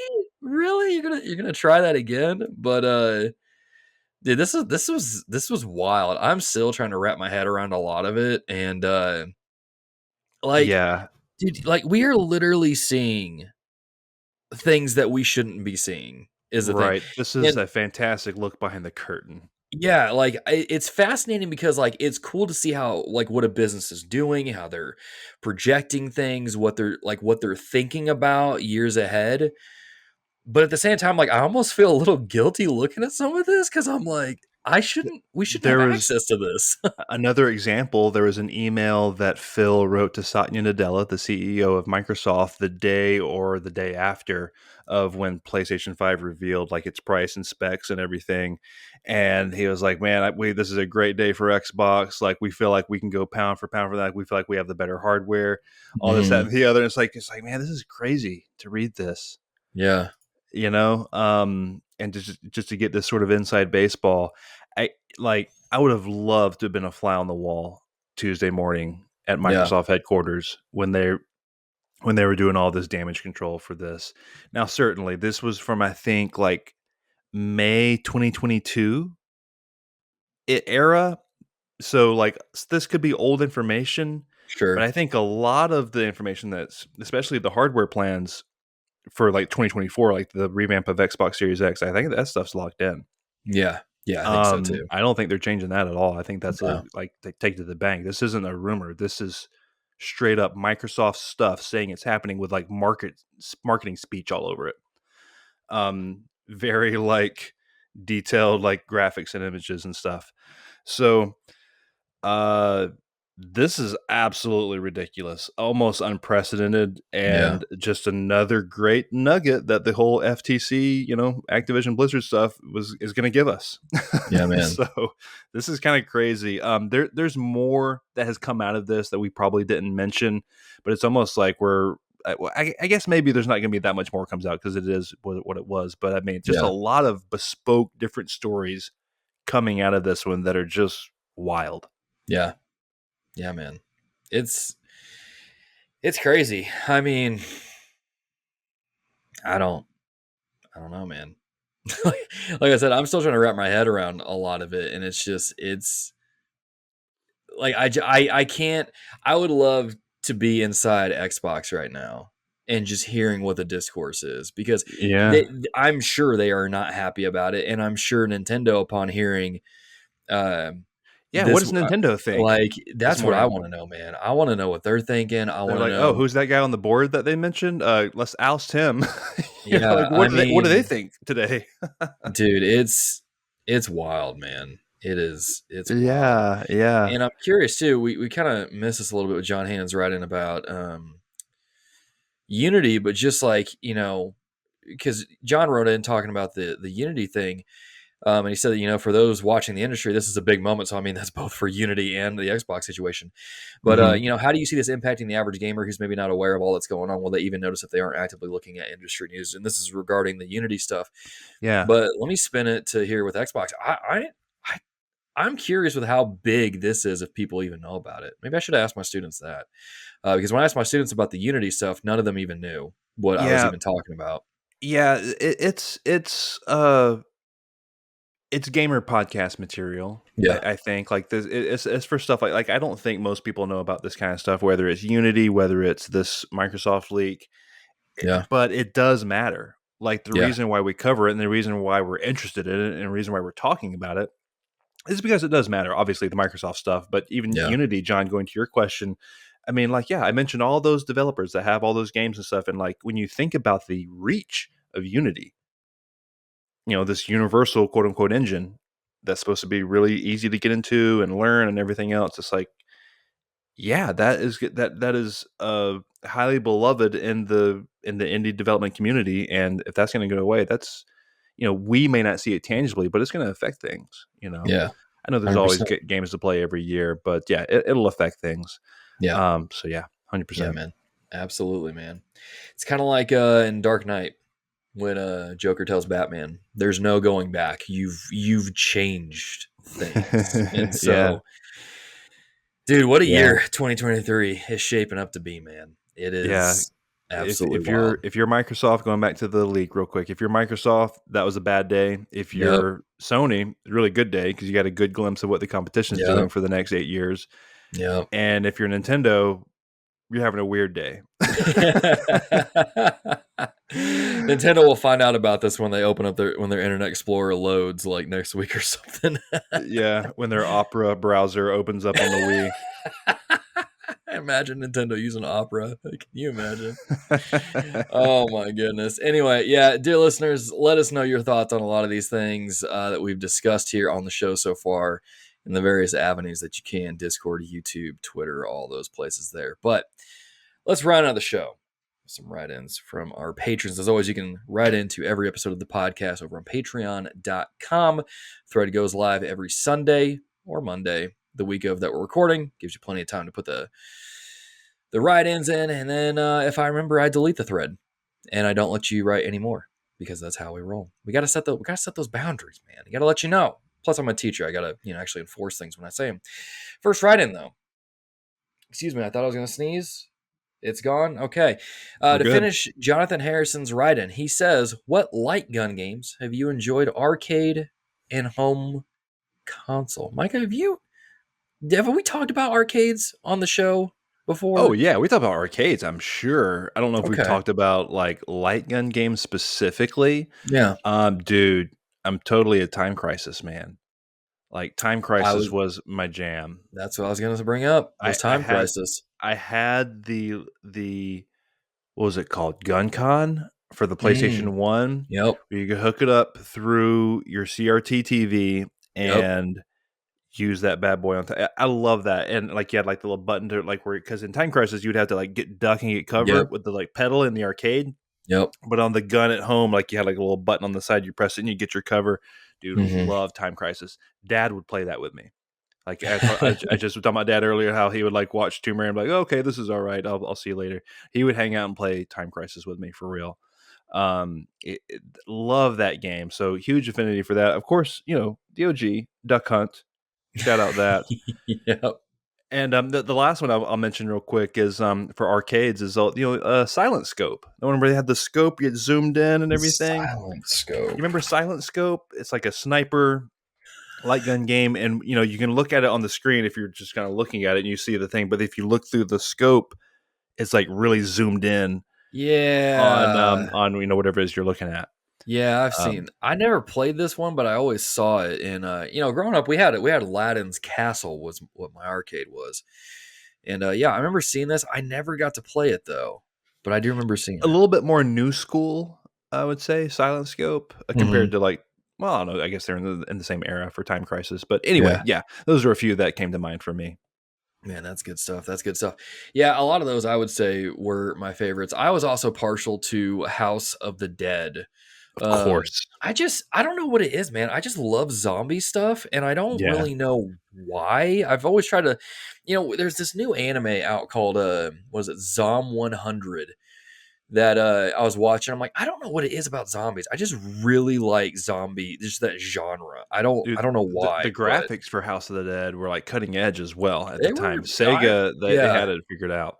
I remember they definitely scared me a little bit. Plus, like, I'm looking at some of these cabinets, and I remember one of them. There's this one that has this like creepy zombie nun peeking out of it. I'm like, I remember seeing that in Aladdin's Castle, and it scared the crap out of me. I always ran past it when I saw it. But yeah, dude, that was always a good one that I really liked. And here recently, we went to, we've gone to a few like arcades, bowling alleys, and stuff like that when I was a youth pastor. And they've got this new Halo light gun game. I was literally just Googling it.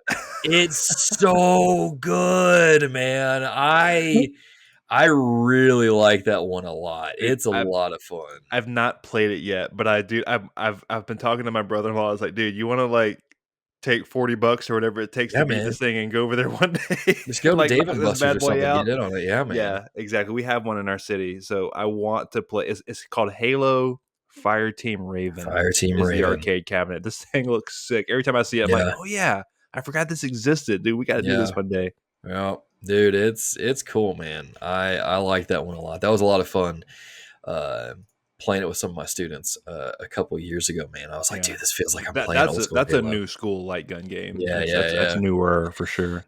So I think just for the purpose of nostalgia, though, I definitely pick like Time Crisis, House of the Dead, those sort of games. Yeah, Duck Hunt was yeah. where it all started for me, man. When it came to gaming, that and Super Mario Brothers. But man, dude, Hmm. it was Yeah, House of the Dead was great. super cool. Love Super cool. that. Did you ever play Typing of the Dead? That was like a like you had to type in the word to kill the Heck zombies. no. Heck Dude, no. come on. Come on. Get that So out of my face. get that corn out of my face. That's good stuff. Jonathan Harrison, thank you for giving us that trip down nostalgia road, man. That was a lot of fun. Oh man. All right, let's move on to Aaron L. White's write-in. He asks, when thinking about awarding Game of the Year, what kind of criteria do you use to evaluate and effectively compare games of vastly different scope made with a large difference in resources, such as an indie gem like Sea of Stars that was on Kickstarter versus Baldur's Gate 3, which has spent years in early access being refined, versus a AAA huge studio hit like The Legend of Zelda Tears of the Kingdom? Man, I've got my method to my madness, but Micah, what about you, man? How do you approach this? How do you think, what is a game of the year contender to you? What kind of stuff are you looking for? Yeah, this is a hard one because it really it kind of depends based on the game, kind of like Aaron, like you said. So, really for me, like it's just how I felt in the moment, like, Hmm. and kind of how that feeling sort of sits. How long does it last? Like, am I thinking about the game months after playing it, that kind of thing? Am I going back and think like, well, I wouldn't mind replaying it or playing it again, or doing another run or whatever. But it's just kind of like I like anytime I'm looking at game of the year, I look back at the games that I would kind of put in that category. Games that I've played that have come out this year, Hmm. and I kind of stack them up. I'm like, yeah, like I like ranking them and stuff, and but yeah, it's just all based on like, well, how was I feeling when I played it, Yeah. and that's really it. It's just how much fun was I having. That's Yeah. how invested did I feel. That's really kind of it. And I was thinking like, does it matter? Like Sea of Stars, great example. I just brought it up, and I even alluded to your question, Aaron. Like this, how do I compare this to some of my other Game of the Year contenders? Dead Space, Jedi Fallen Order, Harry Potter. What? I don't even. There's so many games this year. I can't remember everything I've played. Hmm. Like how do you compare Sea of Stars to something like Tears of the Kingdom? Like, Yeah. well, and so what I thought was like, well, would it change my mind if Team Cherry, the developers, the two or three guys that make Hollow Knight, if they made Breath of the Wild, would that change my opinion of it? And I'm Hmm. like, well, maybe, because that's more impressive. But like, should it? It's still Breath of the Hmm. Wild. It is what it is. Yeah. So that's really, really hard question. And so that's why I just have to boil it down to like, just how did I feel while I was playing it? That's kind of the only Yeah. measurement I use, really. Yeah. Mine's in a similar route. It's typically like, okay, am I enjoying the game? If I'm enjoying the game, how much am I enjoying the game? Is it one of those games that kind of like takes up my thoughts where like I'm just thinking about it when I'm at work? Or is it one of those games where when I get to the end of the year, am I still thinking about it? And I can tell you right now, the two games right now that are in the running for my game of the year at the moment are Dead Space remake and Tears of the Kingdom because I can't stop thinking about those games. I Yeah, and I mean it kind of helps that I just use Tears of the Kingdom in my class, but like I think about those games constantly. And I'm not going to put Dead Space in there simply because it's a remake and I'm like, okay, is that really fair for a remake to be counted as a game of the year contender? sure. But those games to me, like, I had so much fun playing through those games. Tears of the Kingdom blew my mind Hmm. several times. Right. Just when you thought you had explored everything in the game, you find something you're like, nope. It just Yeah. flips it on its head and had so many cool moments. And Dead Space is one of my favorite games of all time. Dare I say, it might be in my top 5 favorite games of all time because I Mm. love that game. That is one of the only games that has edged out a little over my love for Resident Evil in a few certain areas because it's Uh-huh. really good. And that remake is not only faithful, but it makes changes to the old game that are necessary and make the game even better because of it. And man, it's so good. And those two games I still think about. Yeah. One of the things I try to keep in check is the whole recency bias sort of thing that kind of comes into play. You played it recently, so it's Mhm. really good, and then you remember it.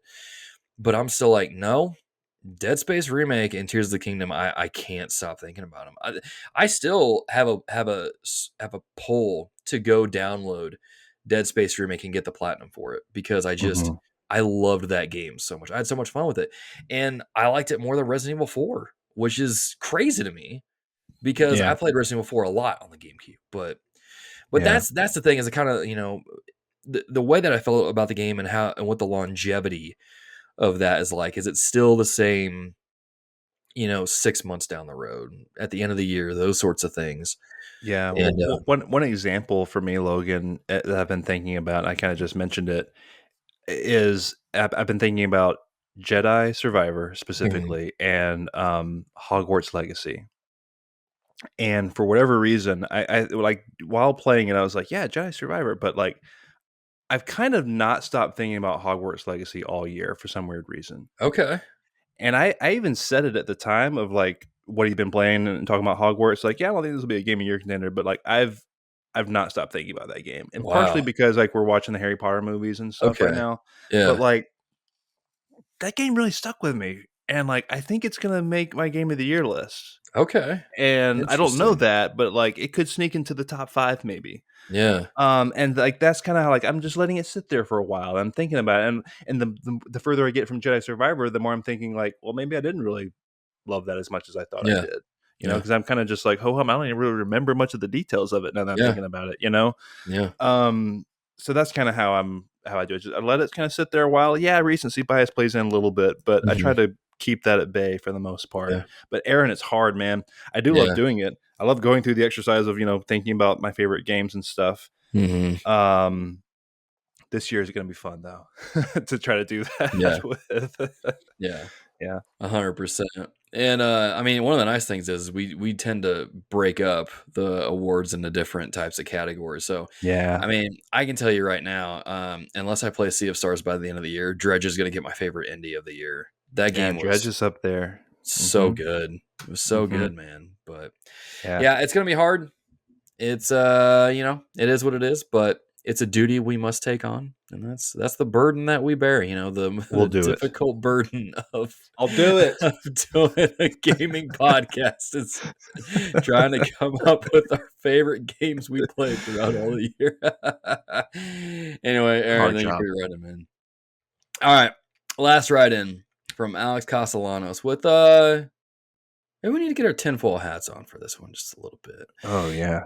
Alex writes in, Micah and Logan, I was looking at some of the JRPGs coming out in the next few months, as I find I'm often doing, even though I won't have the opportunity to play even half of them. And I noticed something that kind of struck me as odd. Could it be that Cygames, Atlas, and Square Enix are all in cahoots with their game naming convention?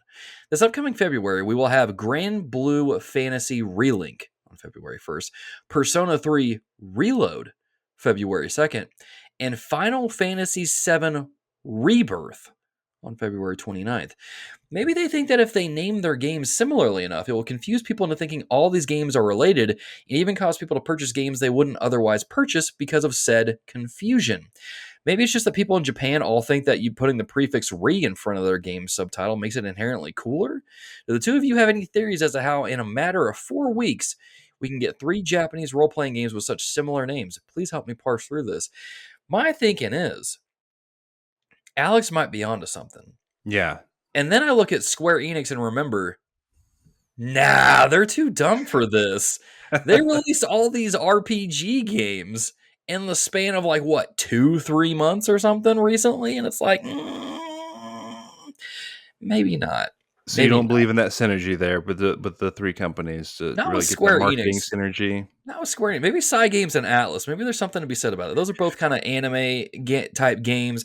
I think they're almost a similar art. So I'm gonna look up Green Blue real quick and mute my mic. Micah, I muted my mic mid sentence. Parse us through this, man.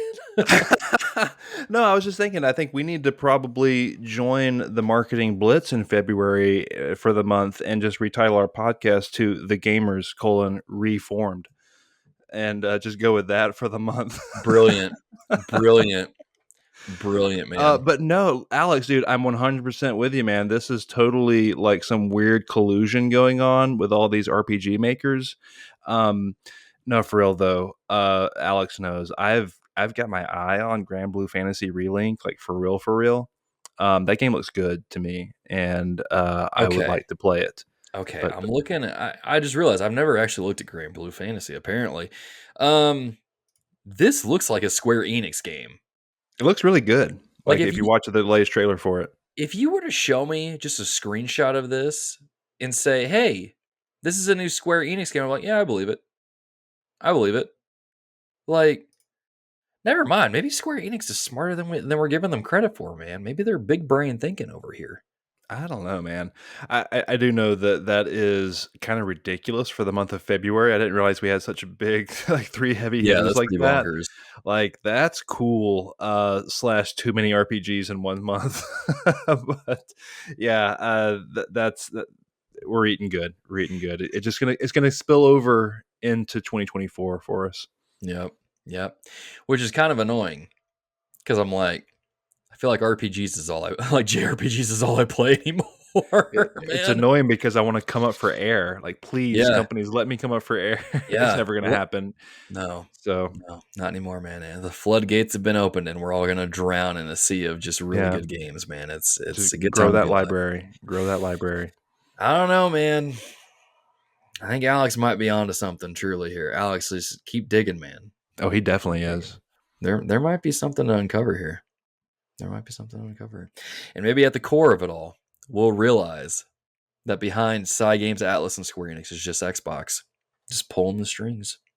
That would be Xbox is interesting. gonna come out with a Recore 2 in February. Dude, oh please, please. Dude, I liked Recore. That was a good game, man. Yeah, I think some people like, yeah, this is good. It didn't get the love and No, it shine that I didn't. think some of it thought. No, it But didn't. I didn't play it. I remember I wanted to, and then like it got Gosh. the reception. I'm like, well, maybe not.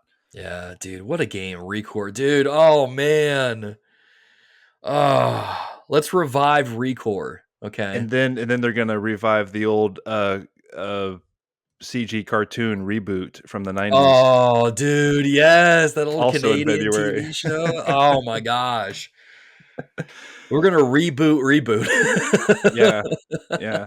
But no, mark it down in your podcast feed. If you see the gamers reformed, you'll know what it is. You'll You'll know know it's why. us. You'll know why. It's just a marketing tactic at that point. Man, Yeah. Thank we'll you for that just write-in, Alex. I like I'm that. trying to think of other words to throw in. We'll just relish that, I guess. I don't know. Anyway, yeah, no, Alex, thank you for writing in. That brings episode 251 to a close. But before we do, this is our second episode of the month, which is the episode where we shout out lovely folks over at Patreon who help us stay afloat, help us continue to get some of these new games that we're picking up so we can talk about them on the show and on YouTube and things of that nature. So let's shout them out. Let's thank y'all for just helping us do what we do here at the show. And those people are Aaron L. White, Alan Z, Alex Castellanos, Boulder, Chris Freeman, Christopher Commander, David Matthews, Derek Smith, Dorian Taylor, Jake Walker, Jimmy Chonga, Joanne Monroe, John Carr, John Hannon, Jonathan Harrison, Josh Broccolo, Kokorodaki, Mandelbrot 86, Matthew Millsap. Melvin Benson V, Micah Hendrick, Michael Toller, Mr. B, Mr. Butts, Nate McKeever, Porcho, Richard Marroquin, Ryan 1701E, Sam White, Sevon Pena, Struffosaurus, Sojourner, Third Strongest Mole, Tim Syriac, Travis Webb, Vincent Yu, Wesley Ray, Xavier Medina, and Yuki Alley. Thank you, patrons. Man, you kind of had a solid snake thing going there, like Melvin Benson V, Metal Gear. Oh, I did that one time. You did, yeah. Maybe I accidentally. Do I go into Solid Snake voice when I kinda read do the patrons? Micah, you might want to check your right arm, man. Maybe Liquid Snake is controlling you a little bit. Liquid, get out of my mind, dude. That collection comes out soon, doesn't it? That's also October. Dadgummit, dude! What a time to be a gamer, man. How am I going to Dude, play all these you're games? right, dude. I half forgot about that. Like, this is the first time, I think we've talked about this, the first time we can get trophies in Metal Gear Solid 1, which is like, I'm doing that. I'm platinuming that game. Yep, do it, man. Or I don't know if there are 3 different platinums. I don't know. Anyway, we'll find out. I'm getting all the trophies for Metal Gear Solid 1 when that comes out. Do it. Do it. Man. Gosh, I can't wait to relive that There's something. I think I've said this before when we were talking about that episode when we had Sound of the Rain on. Man, Metal Gear Solid is just a cool game. Heck Like yeah. when you play it, like you're like, man, this must be what the cool kids felt like at the cool kids table in school, man. This just feels Mm-hmm. so cool, man. Yeah, no, it was I couldn't believe what I was playing when I played that Golly, game. dude. It was unreal. Can't wait. Can't wait. Speaking of things that are unreal, is our recos that we're going to recommend some things for you to check out. Micah, what are some things that our listeners should check out? Yeah, I wanted to recommend a Unity game.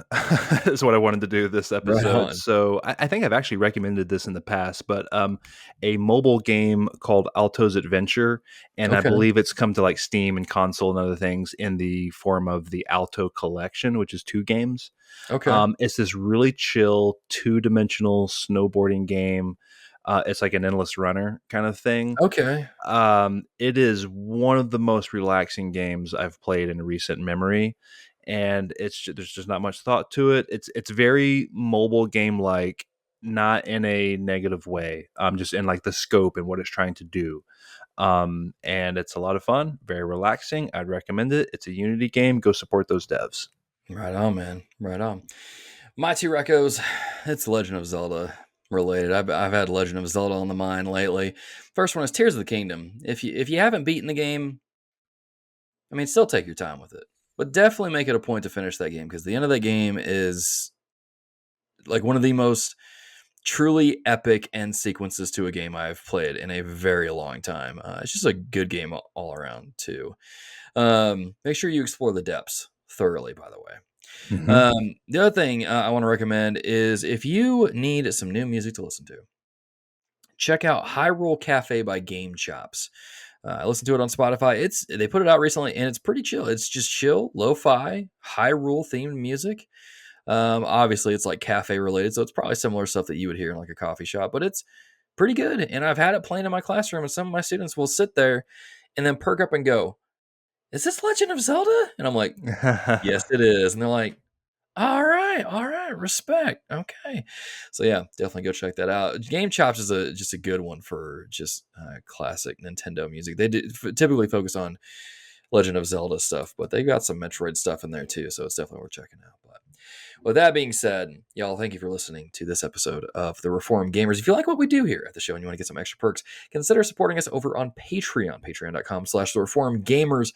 Support as low as $1 a month gets you early uncut access to all of our episodes, behind the scenes, and more. So go check it out over on patreon.com. If you can't support us financially, totally understand because you're saving up money because, again, 2023 is a crazy year and you've got some games to buy and games to play. Totally understand. The other ways you can support us is subscribing over on the YouTube channel, liking the videos, subscribing to the channel, commenting on the videos, doing all that stuff that boosts the videos in the algorithm, and maybe share the episode with a couple people that you don't listen to the show but would enjoy it. You can also go over to our website for blogs, resources, all sorts of stuff like that. You can follow us on Twitter. You can join the Discord server. And I am trying desperately to hold back a sneeze, so I'm going to end the show here with a thank you for listening. Be a dear, keep it locked here, and I'll see you. We'll see you in the next episode. Micah, I really think the Jets can go all the way this year. Yeah. Thank you for listening to TRG. This show is fully supported over on patreon.com by our dear listeners. The following are our supporters at the producer level or higher, and we are thankful for their continued support that allows us to continue doing what we do here at TRG. Those people are Mr. Butts, David Matthews, Richard Marroquin, and Alan Z. Thank you again for your continued support over on patreon.com, where you can pledge your support to the show and get early uncut access to all of our episodes, behind the scenes, and more. Thank you for listening, and until next time, be a dear, keep it locked here. We'll see you in the next episode.